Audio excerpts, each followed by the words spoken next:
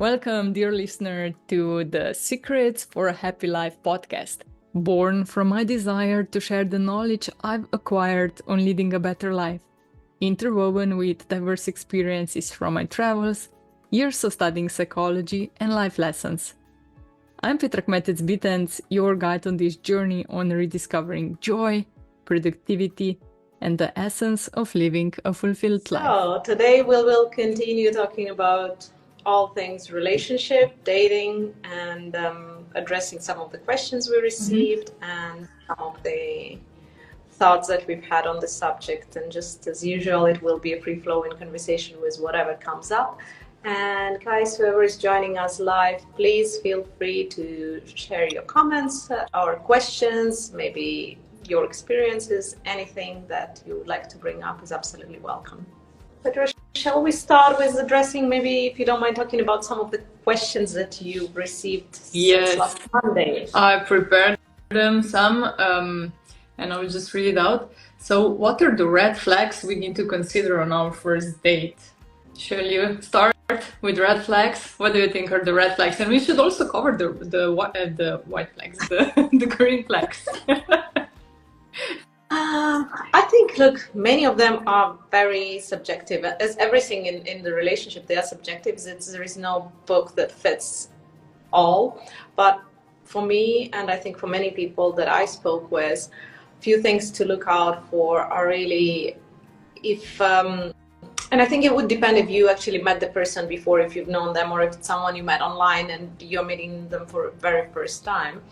But I think, just for me, it's important for the person to be on time. If they are running late, that's a red flag. For some people, maybe it's not. And some would argue that it depends on the gender as well. It's sort of more acceptable traditionally for a lady to run a bit later. But for me, I think both people should make an effort to show up on time on the first day. And how I would say, listen to your body and tune in and see how you feel around that person. Because they might talk the talk, and be really good at telling you a beautiful story, but your gut feeling knows if there is something really not right for you. So I would say listen to your body, and just also noticing how the person interacts with other people. Are they polite? Do they really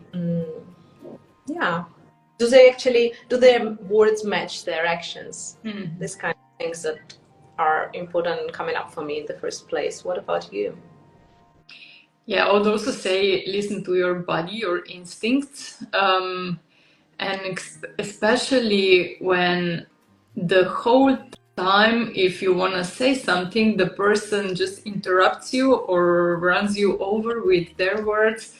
I think this is also a huge red flag. Okay, maybe they are just nervous and they don't know how to tune in. But if you feel you're not heard for whatever reason, I think this is kind of a big red flag. Also, when you mentioned being on time, I think this depends a lot on the culture also. Yeah. Because I remember once we were invited to a party in Dubai and we came sharp on time, like we are used to. And they were looking to us like, what are you doing here? It's 7. Yeah, you said at 7. Oh yeah, come in. And then people start coming at 9, because then we later found out that the host of the party was Latino guy, and they just say at 7, and they mean, like, for them, if you say at 7, it's at 9. So I think also this is something to have in mind when you are in international juncture of cultures. And yeah, but for me, this is like also the red flag. If I have to wait for somebody, then I don't like that. What else? Yeah, if somebody is really not interesting, or they say they're interesting, but they have the phone all the time in their hands and they're just chatting with someone, this is not nice. So, but other than that, I don't know. I would go maybe for a green flags. What to look out in the person. I think also this is subjective, but if somebody is really listening to you, if they are if you see that they are kind, that they are respectful, not only to you but also to other people around you, I think this is nice, this is good, and that you feel safe, that you feel good with them, and that you don't feel like really nervous, and that you need to present yourself differently in order for them to accept you.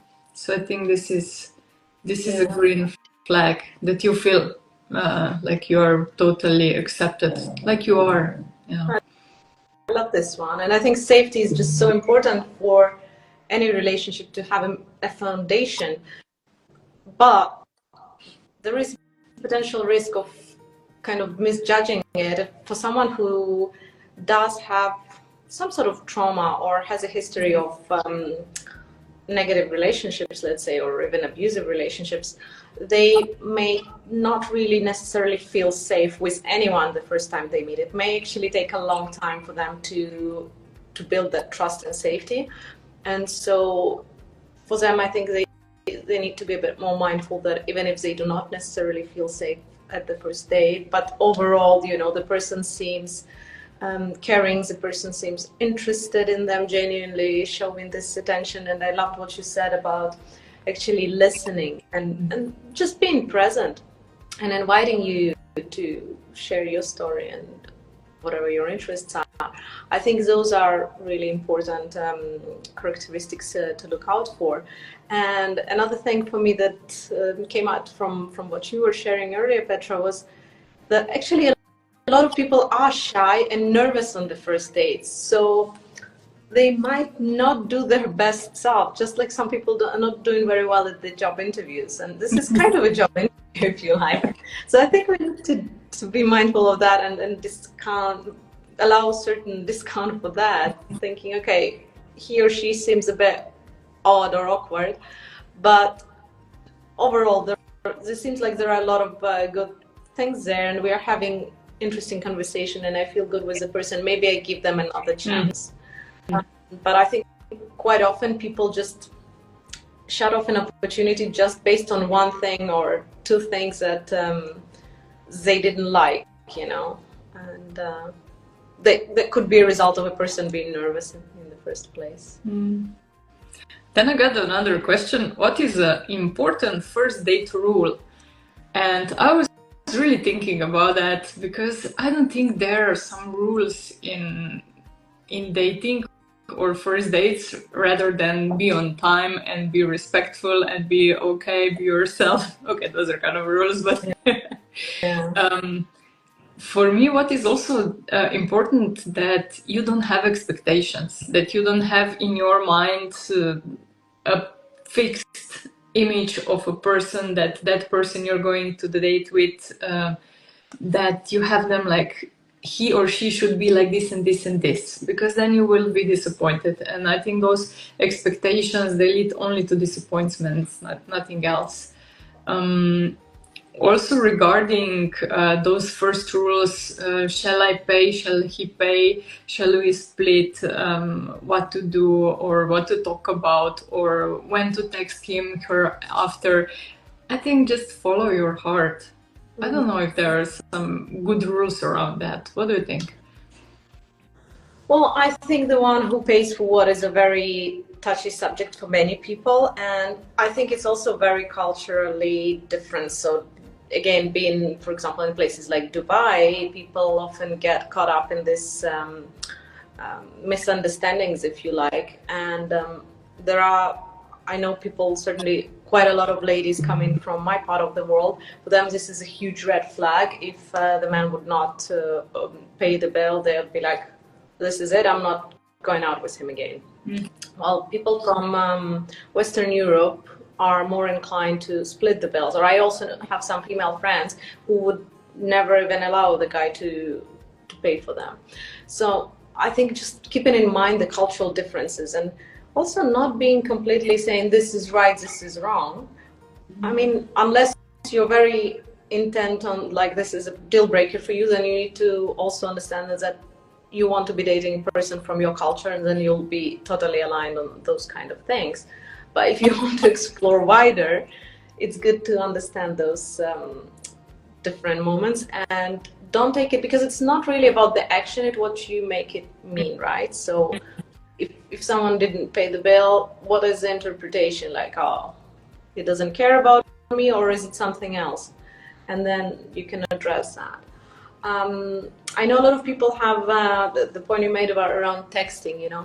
People sometimes overthink it and overcomplicate it and think, oh, you know, I don't want to seem too needy or look like I'm too interested, and they almost come up with like, oh, I need to wait another hour before I respond. I've seen it, I've heard it, and honestly, it does seem a little bit childish. And from my point of view, why would you want to get into a relationship starting off like that, playing this kind of games? I mean, if you are near your phone and you have a moment to respond, well, just do it, you know? And if the person doesn't take time to respond, then, well, maybe either they're playing games or they're not interested, or both. Red flag to me, either way. I don't know if you have other views on this or anything to add. Yeah, don't play games. Not like this. Play games in the bedroom, but don't play games like this, you know. I don't think it's a good strategy if you start with some mind games that you're playing tricks on somebody else just to get the attention, or just to get this kind of hard to get feeling from somebody. I don't know, but that's my opinion. So this is what we are talking about is really subjective, and so everybody, like you said beautifully before, that we have different backgrounds, we have different cultural views on the world, and it's different for everybody. So also with this paying, I would say just talk about it. If you think that if they are splitting the bills and you say, okay, is this something that I should be offended, or is this normal for that guy, for that girl? Just maybe ask. You don't have to think about like making some predictions about why he's behaving like that, why does she behave like that. Ask. Yeah. We cannot know if we don't ask, you know. So I think good conversation and also listening to the people is for me the best strategy. Yeah, that's true, but that requires, you know, a certain degree of vulnerability, opening up, asking the question, having the conversation, and quite often people are not comfortable with that because they're not used to it. So instead, they just follow their assumptions and their ideas of what's happening completely automatically, making the decisions and moving on. And then they're just going on saying, well, there are no good guys or no good ladies out there and so on. And I think I shared this article with you earlier today in college time about dating and how difficult it is in Dubai in particular. And I think they were talking a lot about the dating apps as well. But also, you know, talking to people, I do hear a lot of those stories. And I think some of it is to do also with expectations, which you touched upon earlier. And it seems like in this city in particular, there are very high expectations coming up from some people, and some of them are completely unrealistic, especially for people who are new to Dubai and they come from, let's say, Europe or anywhere else, and they just can't even imagine that that's expected of them. Mm-hmm. What's your take on that? Have you heard of any stories or any? Oh, I saw one interesting reel on Instagram when I think it was the first date, and I don't know who was filming that, or if it was staged or not. But the lady was really insisting for the guy that he should open the doors for her in the car so she could sit in the car. And they were arguing like for 5-10 minutes, like open the door, okay, and he opened the door from inside, and that wasn't good enough for her, so he had to go around and open the door for her, and then she sits in the car, and he was thinking like, okay, I drove here for 45 minutes just to pick you up, to show you my good mood that I'm willing to do that, and now you're making me a hard time on a first date, please go. I'm rather alone, you know? So I think those kind of expectations and hard rules, like he needs to open the doors for me. Yeah, okay. But being so harsh on it and just so strict, it's nice if he does, but I don't think this is a rule that he must, you know, that if he doesn't, that you don't go for a date. Or okay, if this is your hard rule, like hard no, if he doesn't do that for me, then he doesn't respect me, okay, but then you need to find the guy who does. But I think there are not so many guys that would do that. I don't know. It's a brilliant example, and I think it goes back to what we spoke about, I think, last week as well. It's really drawing a line, right? Because you may have a list of 100 items of what you would like to see in your partner, but you will never meet, you may wait all your life, you'll never meet someone who ticks off 100 boxes, and not even 10 perhaps of them. But you need to understand which ones of them are absolutely deal breakers and which of them are not. And I mean, if not opening the door on the first day is one of them, I'm not sure where that relationship would go anyway. I think there are much more important things for a relationship to thrive, and bigger fish to fry in the long term, and they need to be more aligned on those things. And you know, I think men nowadays are also under a lot of pressure from all sorts of different messaging and expectations, and there is a lot of confusion. So I think they have a lot to deal with. And I know a lot of guys who have felt many times used and abused by women in the dating scene, in particular in Dubai. So at some point, you know, how many doors can you open, and how many fancy expensive dinners can you pay for when you don't get a call back the next time you want to meet the person? I also get that. And I think some are almost holding back to show their full almost, you know, all the manners and all the care before they get to know you better, because they're also tired of emotionally investing and financially investing in people who are just there to use them. I have a good friend of mine, a male friend of mine, who I've known for 15 years probably now, and probably after, and I never told him, you know, you need to open a door for me.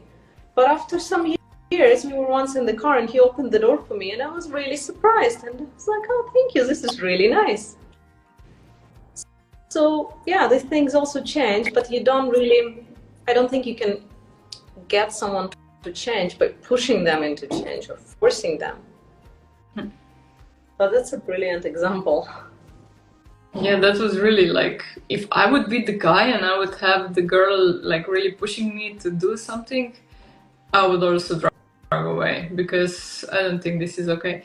And when you mentioned all those expectations and expensive first dates, I heard one lady once really, she was bragging about how she found one, and she was in a relationship, how she found one app where you go out with the guy and he pays for you in really nice restaurants, like really good restaurants in Dubai.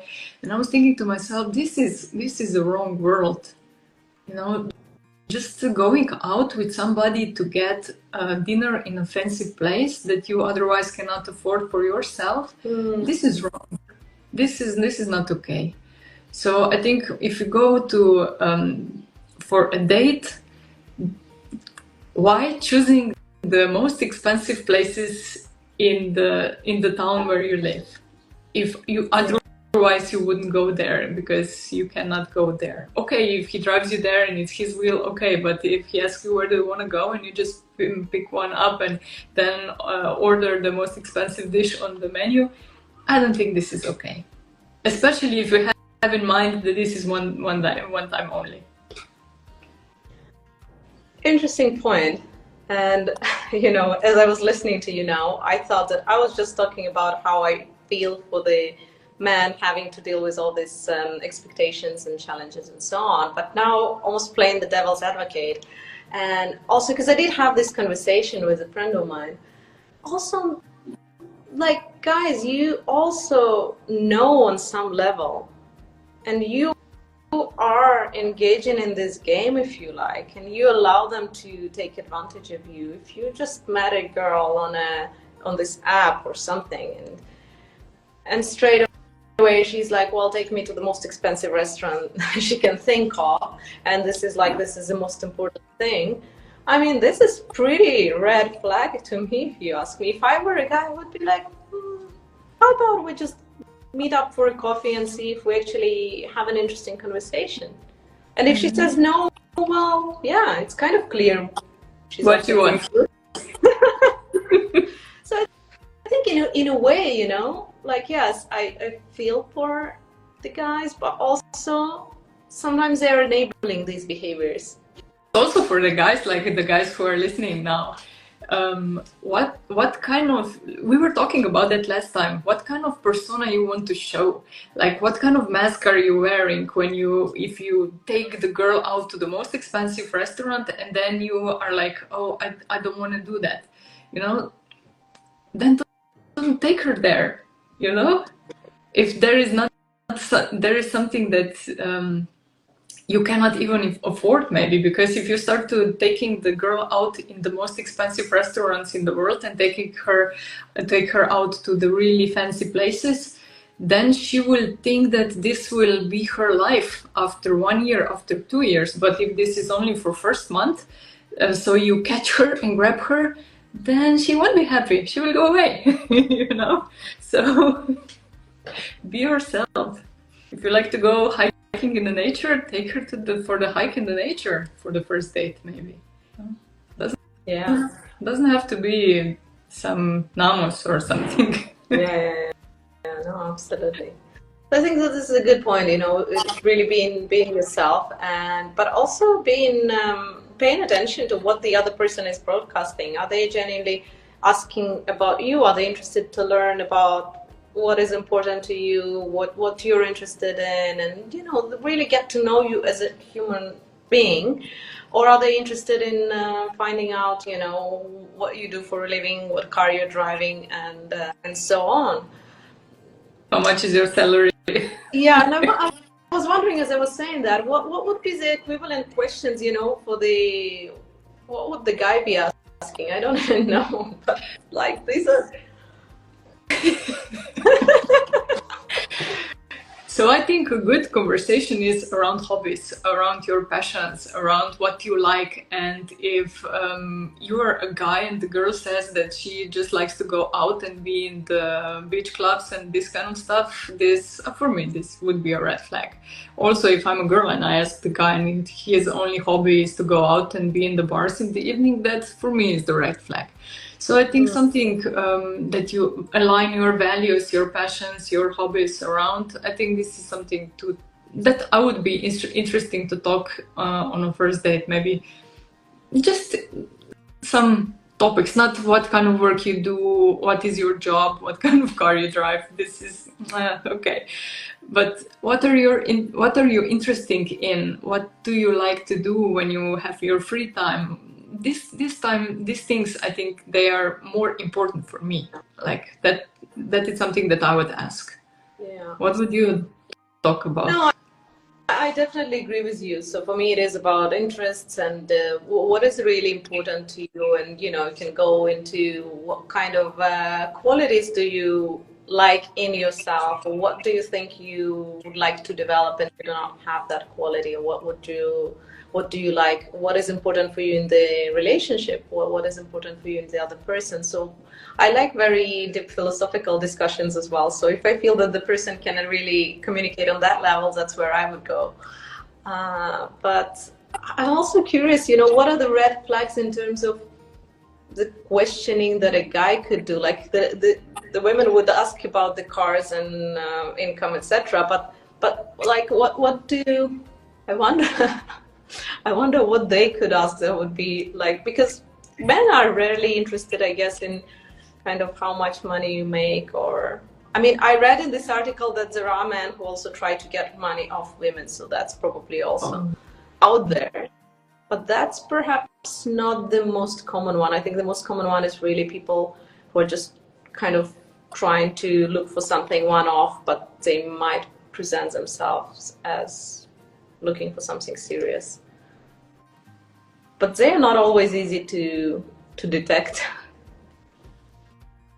And another thing I've heard a lot of actually is that apparently there are quite a few people, well, quite some men here in the region who are married, but they don't disclose it. So they go out on dates and they say, yeah, I'm single. And then, you know, if something comes to light and they're like, well, I'm separated, or we're in the process of getting divorced. So there is that as well, apparently.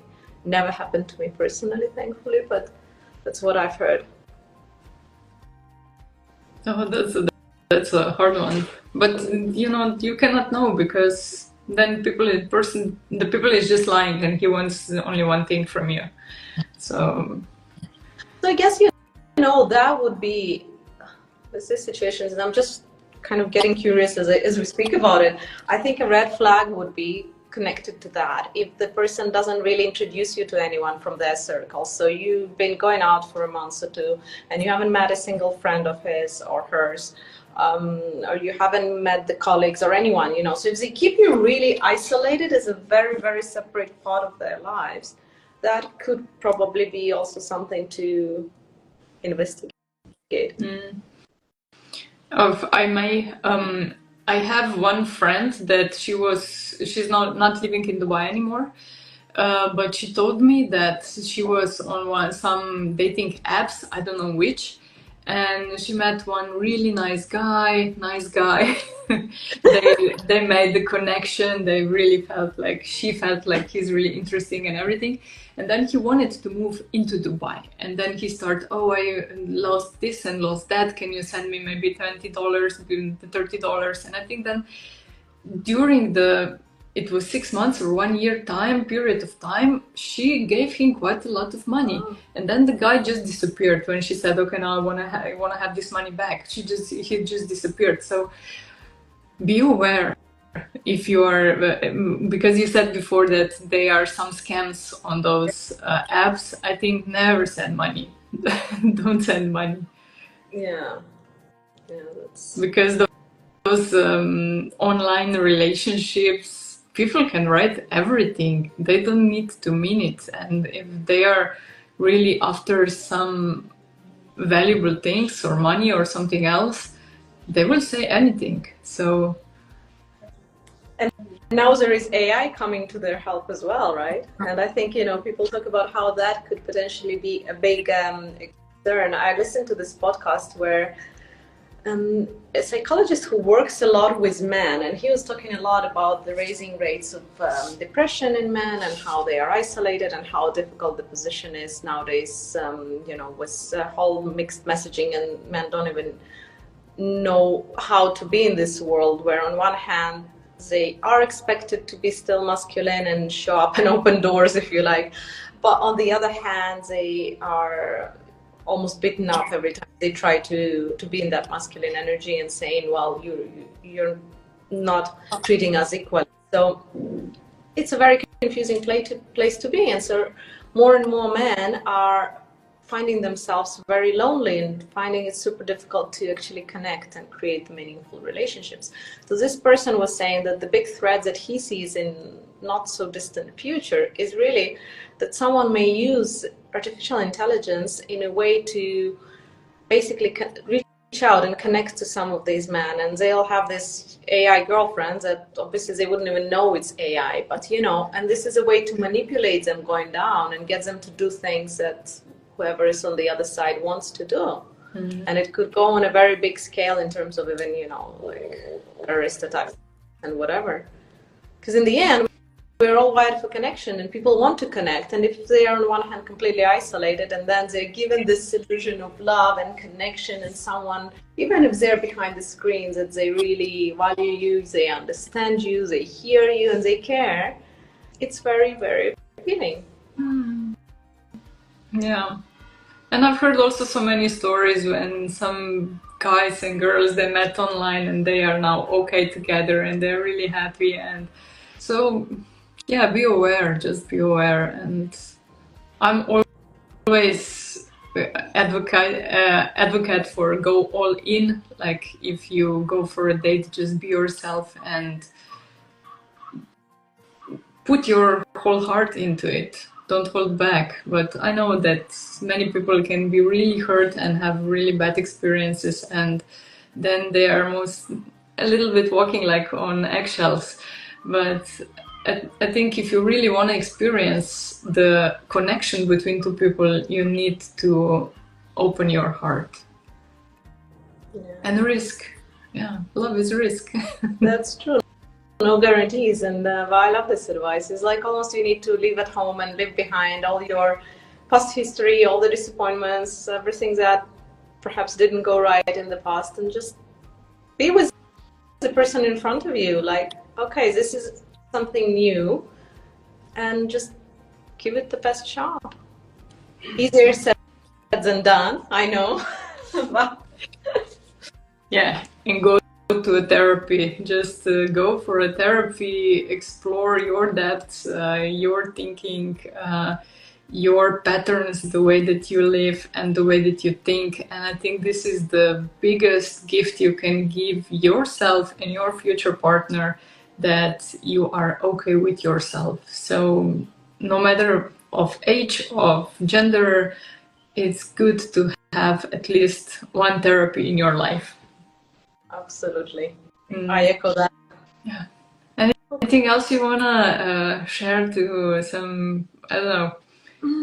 Well, I'm just looking at the notes that I've had before the session, and I think the only things that we did not really speak about that I thought could be interesting is around pace of dating, and I think it's again super subjective, and there is, I don't know if you have a different view, but sometimes relationships move kind of pretty fast through different stages, and sometimes people can be friends for a long time, and then after a while they move into more intimate relationship. And I think there is no right or wrong, as long as it feels good and natural and just flows that way for both people.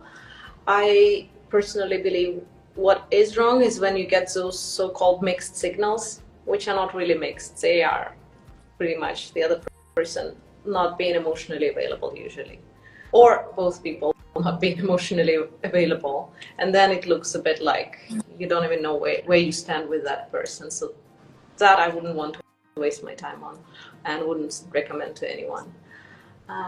What's your take on pace? On pace? Yeah, do whatever it feels right.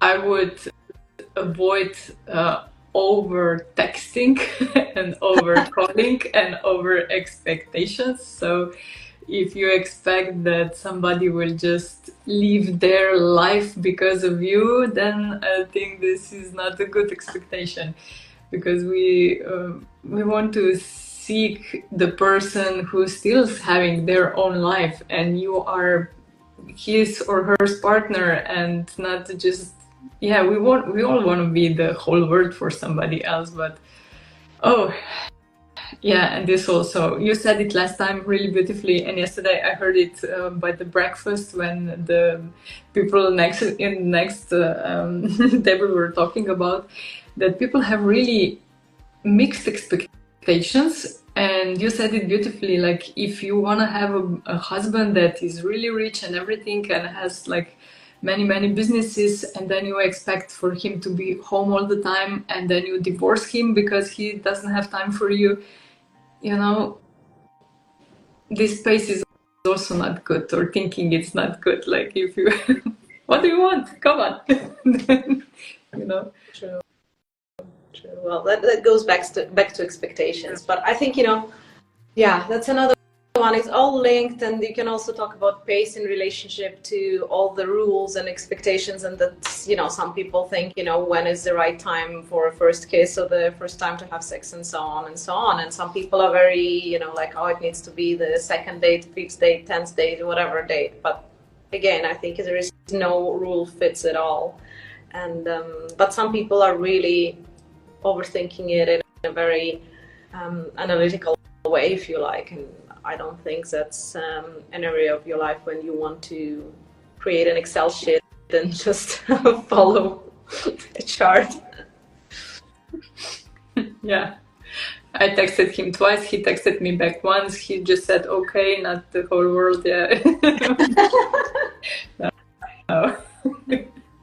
This is not okay. Yeah. I think we can be talking about it for another hour easily, but perhaps we can wrap it up for today, unless there is anything else you wanted to share. I don't think there is much to talk about more. Maybe some viewers want to ask something, they want to share something with us, then just go and do it. But otherwise, I would just thank you for your time, and please like and share and subscribe to our channels. And yeah, we are here every Monday. Thank you, and thank you, Petra. See you. Thank you, Iryna. Bye bye.